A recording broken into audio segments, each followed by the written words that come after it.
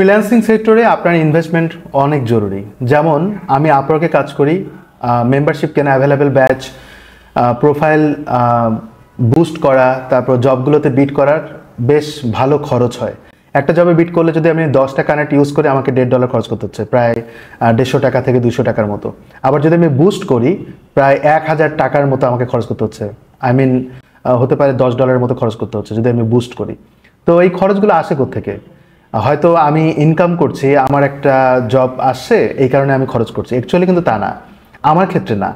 আমি আপওয়ার্কে যেই ডলারগুলো ইনভেস্ট করছি কানেক্ট কেনার ক্ষেত্রে, সেগুলো কিন্তু আমি প্যাসিভ ইনকামের মাধ্যমে আর্ন করছি। যেহেতু আমি শপিফাইতে কাজ করি, আমার প্যাসিভ ইনকামে অনেকগুলো স্কোপ আছে।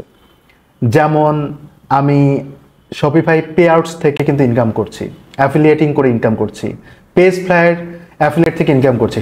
আপনি চাইলে কিন্তু যদি শপিফাইতে কাজ করেন, আপনার এই প্যাসিভ ইনকামের স্কোপগুলো তৈরি করতে পারেন এবং এখান থেকে একটা প্যাসিভ ইনকাম করার সুযোগ করে নিতে পারেন, যেটা আপনার আপওয়ার্কের ক্ষেত্রে ইনভেস্টে কাজে লাগবে, কানেক্ট কেনার ক্ষেত্রে, বিডিং করার ক্ষেত্রে এবং বেশি বেশি করে জব পাওয়ার ক্ষেত্রে কাজে লাগবে।